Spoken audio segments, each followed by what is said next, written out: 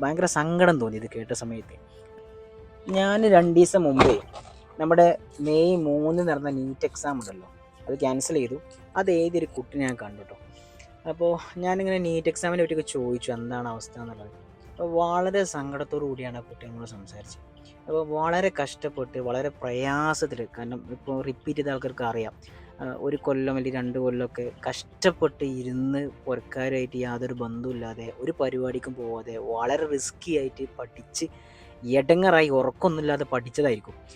അപ്പോൾ അങ്ങനെ നല്ലോണം പഠിച്ച് നല്ല മാർക്ക്, നല്ല റാങ്ക് കിട്ടും നല്ല പ്രതീക്ഷ ഉണ്ടായിരുന്നു സാറേ. പക്ഷേ ആഹ്, എന്താ ചെയ്യുക, ഇപ്പം ക്യാൻസൽ ചെയ്തു. അപ്പോൾ ഇനിയൊരു പഠിക്കാനൊരു മൂഡില്ലെന്നാണ് ആ കുട്ടീനോട് പറഞ്ഞത്.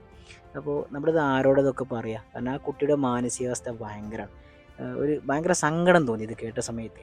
അപ്പോൾ എത്രത്തോളം റിസ്ക് എടുത്താണ് ഈ കുട്ടികളൊക്കെ പഠിച്ച് ഇങ്ങനെ ഉണ്ടാക്കണം എന്നുള്ള രൂപത്തിലൊക്കെ മനസ്സിലാക്കുമ്പോൾ, അതുകൊണ്ട് ഇനി ഉത്തരവാദിത്തപ്പെട്ട ആൾക്കാരൊന്നും ഇങ്ങനെ ഉണ്ടാവില്ലെന്ന് നമുക്ക് പ്രതീക്ഷിക്കാം. അങ്ങനെ ആവട്ടെ.